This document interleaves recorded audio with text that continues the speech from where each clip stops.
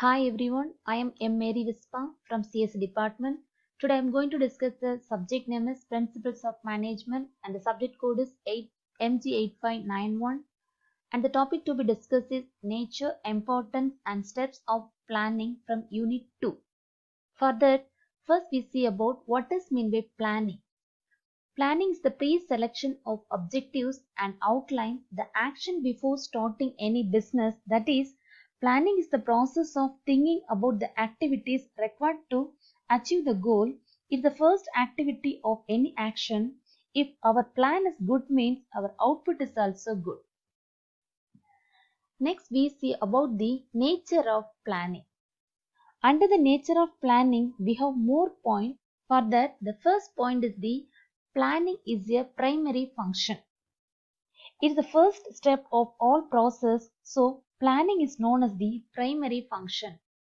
The next one is the planning is a dynamic process. As the name itself all of you know, dynamic means the process will change. Most of the plans are modifying and changing according to the situation. The next one is the planning is based on objectives and policies. Here, planning process involves setting objectives to be achieved and determining the technique for achieving those objectives. The next is the planning is a selective process, that means select the best, that is the planning manager has to select only one alternative which is the best one. Thus planning is one kind of selective process. The next is the planning is an intellectual process, that is creative thinking.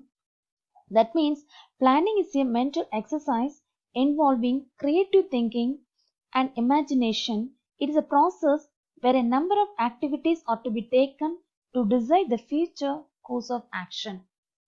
The next one is the planning is directed towards efficiently, that is planning provides the goals and objectives. The last one is the planning focus with future activities, that is looking future. Here planning decides the present what is to be done in future. Next we see about importance of planning.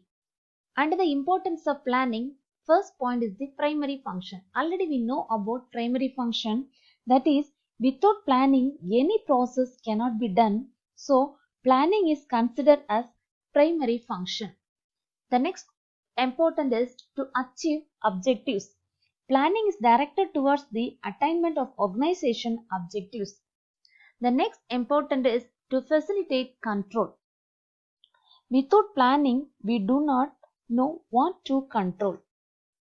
The next important is to help in coordination. Coordination means grouping of people or organization.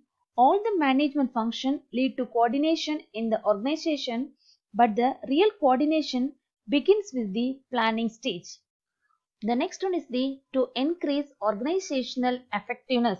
That is, in better planning, all resources are put in a way that ensures their maximum efficiency. The last one is the to guide decision making. Planning creates a better relation among various decisions, so it serves as a framework for making relational decisions. These are the importance of planning. Next we see about planning process or steps in planning. These are the steps in planning, that are the identification of opportunities, establishing objectives, developing planning premises, determining alternatives, evaluating alternatives, selecting an alternative. Last one is the formulating derivative plans. First we see about the first step, that is identification of opportunities. Identification of opportunities is the starting point of planning. First of all, we should identify the possible future opportunities and analyze them clearly and completely. So only we will get the good result. The next step is the establishing objectives. It is the second step of the planning process. It is a direction of setting tasks and it should answer the following questions, that are the what is to be done, where the primary emphasis is to be placed. The last one is the what is to be accomplished. The third step is the developing planning premises. That is, it is important for all the managers involved in planning to agree on the premises. That is, it provides the basic framework in which plan operates. The next one is the identification of alternatives. In identification of alternatives, search and examine alternative courses of action that is based on organizational objectives and planning premises. Various alternatives of plans can be identified. The next step is the evaluation of alternatives. After determining the alternative courses and examining their strong and weak points, the next step is to evaluate the alternatives. Here, each alternative course of action is evaluated on the basis of profitability, capital investment, risk involved, etc. The next one is the selecting of alternatives. Selecting an alternative is the real point of decision making.